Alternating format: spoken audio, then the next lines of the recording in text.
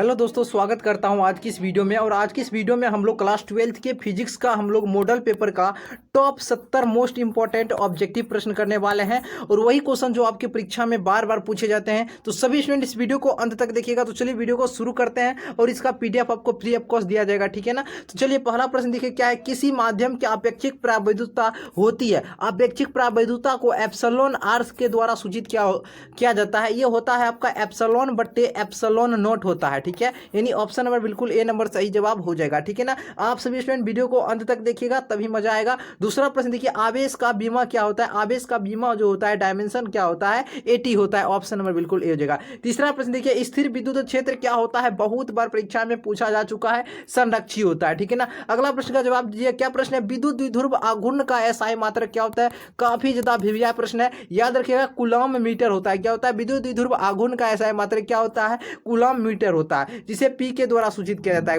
विद्युत द्विध्रुव आघूर्ण को पी से सूचित करते हैं, इसको भी याद रखिएगा। अगला प्रश्न देखिए, यदि गोले पर आवेश 10 माइक्रोकूलम हो तो उसकी सतह पर विद्युतीय फ्लक्स का मान कितना हो जाएगा। काफी ज्यादा लाजवाब क्वेश्चन है और परीक्षा में हर एक बार देखने को ऐसा क्वेश्चन देखने को मिलता है, ठीक है ना। तो बताइए इसके गोले विद्युतीय फ्लक्स का मान कितना हो जाएगा। 36 पाई कितना हो जाएगा, 36 पाई गुने 10⁴ न्यूटन मीटर स्क्वायर प्रति कूलम हो जाएगा, यानी ऑप्शन नंबर ए। अगला प्रश्न है, एक बिंदु आवेश Q से R दूरी पर विद्युत विभव का मान क्या होता है। विद्युत विभव का मान क्या होता है, 1/4 पाई एप्सिलॉन नॉट Q/R होता है। काफी ज्यादा भिविया प्रश्न है, जरूर याद रखिएगा सभी स्टूडेंट। अगला प्रश्न देखिए, प्रश्न आपसे पूछा जा रहा है क्या, एक फैराड बराबर क्या होता है। एक फैराड बराबर क्या होता है, एक कूलम बट्टा वोल्ट होता है। यानी कि यही भी ऊपर चला जाता है, एक कूलम वोल्ट इनवर्स में बदल जाता है। ऑप्शन में बिल्कुल बी हो जाएगा। अगला प्रश्न देखिए, प्रश्न पूछा जा रहा है, ए तथा बी बिंदुओं के बीच समतुल्य धारिता। ए और बी के बीच समतुल्य धारिता आपको ज्ञात करना है। देखिए कैसे आपको ज्ञात करना है।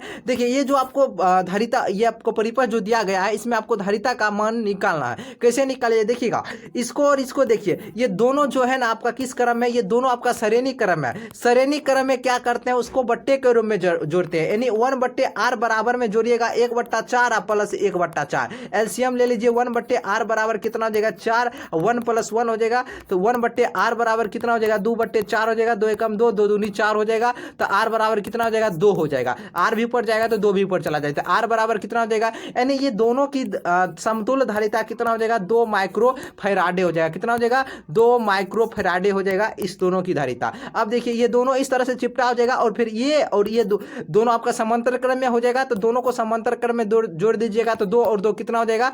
अब फिर ये देखिए, ये वाला देखिए, ये वाला 2 हो जाएगा, ये इस तरह से बन जाएगा। और ये आपका 2, ये अभी 2 है, अभी जो बना है 2, और ये अभी पहले से कितना है 2। तो ये 2 और ये 2 कितना हो जाएगा 4 माइक्रो फैराडे हो जाएगा। उसके बाद आपका आकृति इस तरह से बन जाएगा।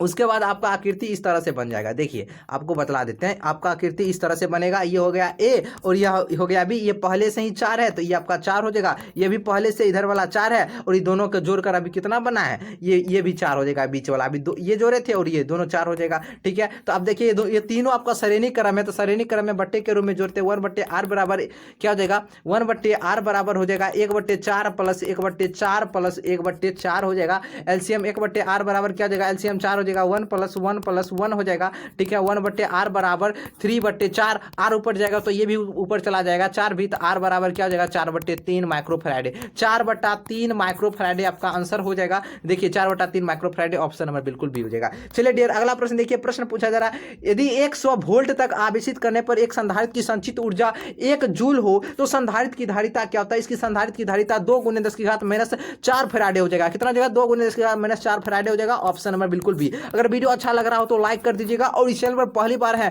डियर चैनल को सब्सक्राइब करके बेल आइकन को जरूर दबा लीजिएगा, ठीक है आपका, ताकि आपका हर वीडियो का नोटिफिकेशन आता रहे। अगला देखिए, विद्युत धारिता का मात्रक क्या होता है। विद्युत धारिता का मात्रक आपका फैराडे होता है। कारण प्रतिरोध के हरे रंग का कोड आपको क्या होता है, हरे रंग का कोड होता है 5। कितना होता है 5 होता है हरे रंग का कोड। बीबी रुआ आपको ट्रिक बतलाए हुए, क्या है ट्रिक आपका, BBROYGB, ठीक है ना। और 0 से आपको लिखना है 0 1 2 3 4 5 6। आपसे देखिए हरा रंग का पूछा है। देखिए जी मतलब होता है ग्रीन, ग्रीन मतलब हरा, हरा रंग का मान कितना हो जाएगा 5। अब बी मतलब होता है ब्लू, ब्लू आपका ब्लू नीला हो जाएगा। फिर ई ब्लैक हो जाएगा शुरू वाला में। इस बी मतलब क्या होगा, इस बी मतलब हो जाएगा ब्लैक। फिर ई मतलब बी मतलब हो जाएगा आपका ब्राउन, फिर आर मतलब रेड, ओ मतलब ऑरेंज, वाई मतलब येलो, जी मतलब ग्रीन, ई बी मतलब ब्लू। ठीक है ना, याद रखिएगा। इसका हो जाएगा 5 हो जाएगा, ऑप्शन नंबर देखिए सी हो जाएगा। अगला देखिए, किसी चालक का विशिष्ट प्रतिरोध क्या बढ़ता है जब उसका तापमान बढ़ता है तब। 10 एम्पियर की धारा एक तार से 10 सेकंड तक प्रवाहित होती है यदि तार का विभवांतर 15 वोल्ट क्या गया। कार आपसे ऊर्जा पूछ रहा है, देखिए बहुत ही आसान है। W बराबर क्या फॉर्मूला होता है, देखिए आपको कार मतलब क्या होता है, वर्क यानी कि वर्ग पूछ रहा है, यानी कार्य पूछ रहा है, तो W बराबर होता है I² RT, फॉर्मूला होता है। अभी तक याद नहीं तो याद कर लीजिएगा। देखिए तो W बराबर ही फॉर्मूला क्या होता है, W बराबर I² RT फॉर्मूला होता है। तो देखिए RT फॉर्मूला होता है। देखिए यदि 10 एम्पियर तक धारा प्रवाहित हो, ये 10 एम्पियर तक धारा, आपको I का मान दिया कितना गया, 10 एम्पियर दिया गया है, तथा 10 सेकंड तक धारा, टाइम आपको कितना दिया गया, 10 सेकंड दिया गया, और तार का विभवांतर भी आपको दिया गया कितना, 15 वोल्ट। तो देखिए आपको I का मान मिल गया, टी का मान भी मिल गया, लेकिन भी का मान, आपको आर का मान चाहिए, एक आर बच गया। तो आई बरा भी का मान दिया गया है, तो आर का मान निकाल सकते हैं ओम के नियम से। ओम का नियम क्या होता है, भी बराबर आई आर होता है। ठीक है ना, तो आपको किसका मान निकालना है, आर का मान निकालना है, तो भी बट्टे आई हो जाएगा, बराबर कितना हो जाएगा, आर, क्योंकि आई गुना में इधर आ जाएगा भाग में, तो भी का मान और आई का मान रख दीजिए, आर का मान निकल जाएगा। भी का मान कितना है बताइए, भी का मान कितना है, 15 है,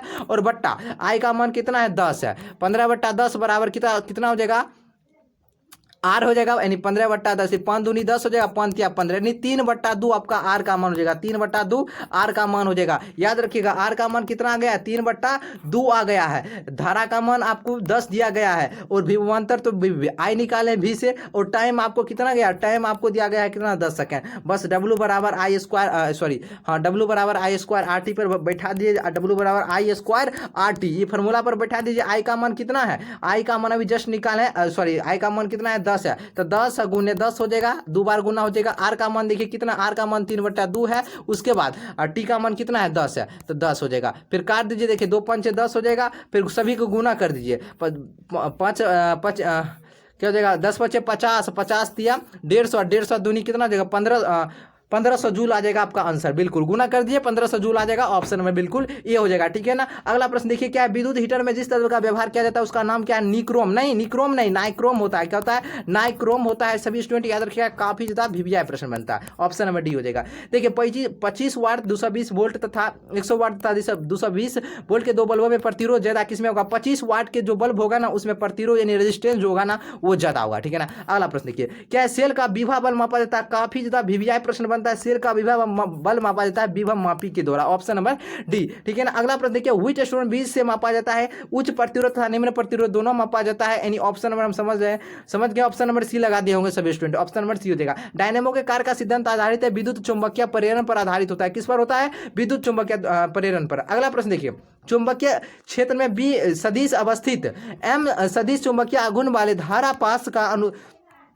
पास होगा। ठीक है ना, धारा पास द्वारा अनुभूत बल आघूर्ण को इसको पढ़ते हैं टॉर्क क्या पढ़ते हैं, टॉर्क। इसका मान क्या होता है, देखिए टॉर्क बराबर मान होता है काफी ज्यादा बी गुने एम गुने भी होगा, और दोनों पर सदिश होगा, ऑप्शन नंबर बिल्कुल ए हो जाएगा। ठीक है, अगला प्रश्न देखिए, प्रश्न पूछा जा रहा है, 8 त्रिज्या की वृत्ताकार कुंडली में धारा प्रवाहित हो रही है। कुंडली के केंद्र पर चुंबकीय क्षेत्र बी नोट, कुंडली के अक्ष पर इसके केंद्र से कितनी दूरी पर चुंबकीय क्षेत्र बी नोट बट्टे 8 हो जाएगा। 2018 में प्रश्न पूछा गया था, सभी स्टूडेंट अवश्य याद रखिएगा। इसका सही जवाब हो जाएगा ऑप्शन नंबर बिल्कुल √3r हो जाएगा, √3r। अगला प्रश्न है, चुंबकीय क्षेत्र बी सदिश में भी सदिश वेग से गतिशील आवेश क्यू पर लगने वाले बल का व्यंजक क्या होता है। काफी ज्यादा लाजवाब क्वेश्चन है, VVI प्रश्न बनता है, सभी स्टूडेंट याद रखिएगा। इसका सही जवाब हो जाएगा आपका ऑप्शन नंबर बिल्कुल ए हो जाएगा। FM बराबर क्या हो जाएगा, Q × V क्रॉस B हो जाएगा। अगला लोहा होता है, लोहा चुंबकीय होता है। चुंबकीय आघूर्ण बढ़ने से दोलन करते हुए चुंबक का आवर्त काल क्या होता है, इसका घट जाता है, डिक्रीज कर जाता है। ठीक है ना, चुंबकीय विषुवत रेखा पर नमन कोण का बहुत बार पूछा जा चुका है, बहुत ही इंपॉर्टेंट क्वेश्चन। चुंबकीय विषुवत रेखा पर आपका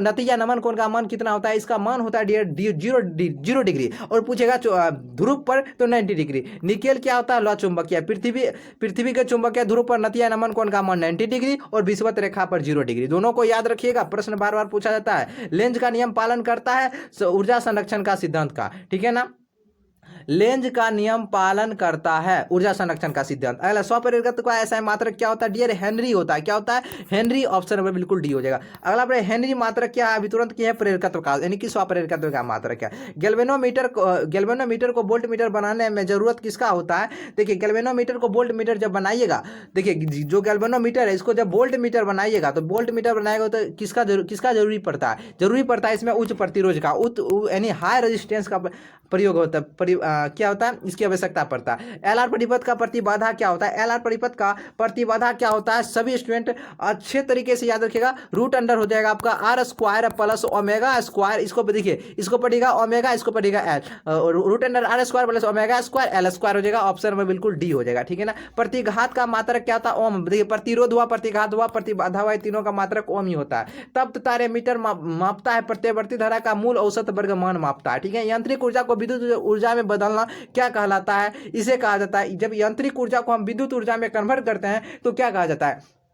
इसे कहा जाता है डायनेमो कहा जाता है। निम्नलिखित में से कौन विद्युत चुंबकीय तरंग नहीं है? देखिए ध्वनि तरंगे जो होता है आपका विद्युत चुंबकीय तरंगे नहीं होता है, ठीक है ना। चलिए लाइक कर दीजिएगा, इतना बोलते हैं आपके लिए तो एक लाइक जरूर कीजिएगा और चैनल पर नहीं तो सब्सक्राइब जरूर कर लीजिएगा। विद्युत चुंबकीय तरंग विक्षेपित हो सकती है। विद्युत चुंबकीय तरंग ये विक्षेपित हो सकता है आपका विद्युत क्षेत्र और चुंबकीय क्षेत्र दोनों के द्वारा। Option number C. अगला प्रश्न देखिए, चुंबकीय क्षेत्र तथा विद्युतीय क्षेत्र के अनुपात जो दिया गया है बी/ई का मात्रा क्या होता है? SM इनवर्स होता है। ऑप्शन नंबर बिल्कुल बी हो जाएगा।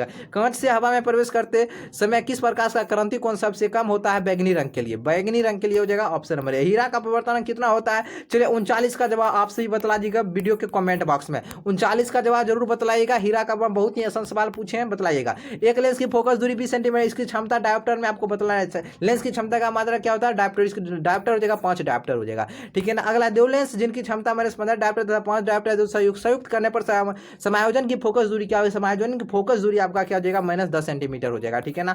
निकट दृष्टि दोष के निवारण के लिए किस लेंस का प्रयोग किया जाता है? इसके लिए करते हैं अवतल लेंस का। यौगिक सूक्ष्मदर्शी की नली की लंबाई बढ़ाई जाती है तब उसकी आवर्धन क्षमता क्या होती है? इसकी आवर्धन क्षमता बढ़ जाती है, ठीक है ना। सामान्य समायोजन में खगोलीय दूरदर्शी की नली की लंबाई क्या होती है? FO + FE होता है। क्या होता है? FO + FE होता है। रट लीजिएगा, प्रश्न बार बार पूछे जाते हैं डियर, ठीक है ना। प्रकाश की अनुप्रस्थ तरंग की प्रकृति का पुष्टि कौन करता है? ध्रुवण करता है। पतले प्रिज्म द्वारा न्यूनतम विचलन कोण का मान क्या होता है? μ-1 होता है, इंटू में ए होता है, यानी ऑप्शन में बिल्कुल सी हो जाएगा। समांतर सतह वाली कांच की पट्टी की शक्ति क्या होती है? इसकी पट्टी की शक्ति क्या होती है? 0 होती है। Option number B. अगला एक सरल सूक्ष्मदर्शी से बना प्रतिबिंब क्या होता है? ये होता है काल्पनिक और सीधा होता है। प्रकाश वर्ष किस भौतिक राशि का मात्रक होता है? दूरी का मात्रक होता है। अब ये देखिए अंक का जो यंग के द्विछिद्र जो प्रयोग हुआ था ना, इसमें छिद्रों की चौड़ाई तथा पर्दे से छिद्रों की दूरी दोगुनी कर दी जाती है तो फ्रिंज की चौड़ाई क्या होगा? फ्रिंज की चौड़ाई में क्या होगा? यह फ्रिंज की चौड़ाई में कोई परिवर्तन नहीं, अपवर्तित रहता है, ठीक है ना। अगला प्रश्न देखिए, किरचॉफ का द्वितीय नियम क्या कहता है? किरचॉफ का द्वितीय नियम कहता है ऊर्जा संरक्षण का नियम का ये पालन करता है। व्यतिकरण फ्रिंज की चौड़ाई क्या होता है? व्यतिकरण फ्रिंज की चौड़ाई होता है बीटा, इसको पढ़ते हैं बीटा बड़का डी लैम्डा बट्टा स्मॉल डी हो जाएगा, ठीक है ना। ऑप्शन नंबर बिल्कुल ए हो जाएगा। चलिए डियर अगला प्रश्न क्या कहता है? ब्रूस्टर का नियम क्या होता है? डियर काफी ज्यादा भेबिया है। म्यू बराबर होता है 10 आपका 10 IP होता है। ब्रूस्टर का नियम होता है म्यू बराबर 10 IP। चलिए डियर अगला प्रश्न है आपका, किसी m द्रव्यमान तथा q आवेश के कारण आवेश के कण को भी विभव द्वारा त्वरित किया जाता है तो कण की डी ब्रोगली तरंग क्या होता है? डियर मोस्ट इंपॉर्टेंट क्वेश्चन है, जुबान पर ही ये प्रश्न आपको याद रहना चाहिए, ठीक है ना। सही हो जाएगा पर डी ब्रोगली तरंग आपका H/√m हो जाएगा। ऑप्शन नंबर बिल्कुल सी हो जाएगा। अगला प्रश्न देखिए 10⁻14 हर्ट्ज आवृत्ति की 6.62 जूल विकिरण ऊर्जा में फोटोन्स की संख्या आपको बताना है। इसमें फोटोन्स की संख्या 10⁻20 हो जाएगा, ठीक है ना। अगला प्रश्न देखिए, उत्सर्जित फोटो इलेक्ट्रॉन की ऊर्जा निर्भर करती है, ये किस पर निर्भर करता है? ये डियर निर्भर करता है प्रकाश के तरंगदैर्ध्य पर निर्भर करता है। देखिए हाइड्रोजन स्पेक्ट्रम की कौन सी श्रेणी इस भाग में पड़ती है? पूछ रहा है पड़ती है तो बामर श्रेणी, और पूछेगा नहीं पड़ती है तो लाइमन श्रेणी। एक AMU बराबर क्या होता है? एक एटॉमिक मास ऑफ यूनिट बराबर क्या होता है? यही आपसे पूछा जा रहा है, तो इसका सही जवाब हो जाएगा 1.6 × 10⁻27 kg हो जाएगा डियर। ऑप्शन नंबर बिल्कुल ए हो जाएगा। 6 गुणक का ऐसा मात्रक क्या होता है 6 गुना का SI मात्र क्या होता है हर्ज होता है, हर्टज, याद रखिएगा। निम्नलिखित में से किसके लिए वेदन क्षमता महत्तम होता है, वेदन क्षमता महत्तम होता है अल्फा बीटा गामा के लिए, किसके लिए, गामा के लिए। ऑप्शन नंबर बिल्कुल डी हो जाएगा। अगला देखिए रेडियो एक्टिव तत्व के लिए निम्नलिखित में से कौन सही है। देखिए रेडियो एक्टिव तत्व के लिए इनमें से कौन सा सही हो जाएगा, TA बराबर हो जाएगा 1/λ हो जाएगा। एक अर्धचालक को T1K से T2 के ताप पर ठंडा किया जाता है तो इसका प्रतिरोध क्या होता है, इसका प्रतिरोध क्या होता है, बढ़ जाता है, इंक्रीज करता है, बढ़ जाता है। Option number A.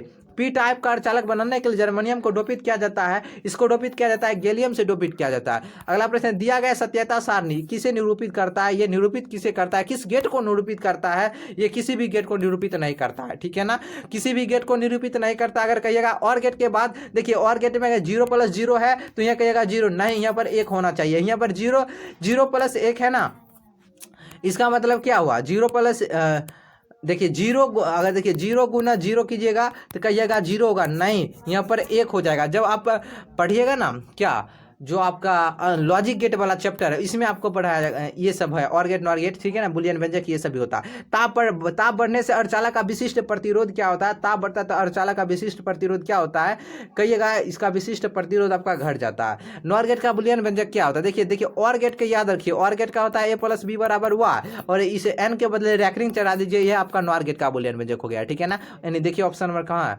Option number D है। निम्नलिखित में से कौन सा है, देखिए 12 का द्विधारी आपको ज्ञात करना है। देखिए 12 का आपको द्विधारी ज्ञात करना है, बहुत ही आसान होता है, 2 से भाग लगाते चलिए, 2 × 6 = 12, शेषफल इधर लिखते चलिए, 2 × 3 = 6, शेषफल इधर लिखिए, 2 × 1 = 2 हुआ, शेषफल 3 हो गया और नीचे से लिख दीजिए 1 1 2 0। चलिए कहाँ है ऑप्शन, ऑप्शन नंबर ए है। चलिए वातावरण के किस सतह से रेडियो वेव से परावर्तित होता है, आयनोस्फीयर से परावर्तित होता है। चलिए मॉड्यूलन कितने प्रकार का होता है, 3 प्रकार के, बहुत ही भिविया क्वेश्चन है। आकाश तरंग जो स्काई वेव है संचार आधारित है आयन मंडल द्वारा परावर्तन पर, ऑप्शन नंबर बिल्कुल ए हो जाएगा, ठीक है ना। वीडियो कैसा लगा है कमेंट करके बताइएगा और चैनल पर नहीं तो सब्सक्राइब कर लीजिए, वीडियो को बस लाइक कीजिएगा। इसका PDF आपको बता देते हैं, PDF कहां पर मिलेगा, इसका PDF आपको टेलीग्राम ग्रुप पर मिल जाएगा। टेलीग्राम का ग्रुप का नाम क्या है, NKK ऑफिशियल 3M जो इस चैनल का नाम है, या फिर आप व्हाट्सएप ग्रुप से ज्वाइन हो सकते हैं। व्हाट्सएप ग्रुप का नंबर बता देते हैं 9939735442। व्हाट्सएप पर मैसेज कीजिएगा, ग्रुप में ज्वाइन कर देंगे, ठीक है। आप PDF आपको दे देंगे और आपको अच्छे तरीके से याद कर लेना है, ठीक है ना। और वीडियो को एक 2 बार देख लीजिए, आपको पूरा याद हो जाएगा, ठीक है ना। तो चलिए आज के लिए इतना ही।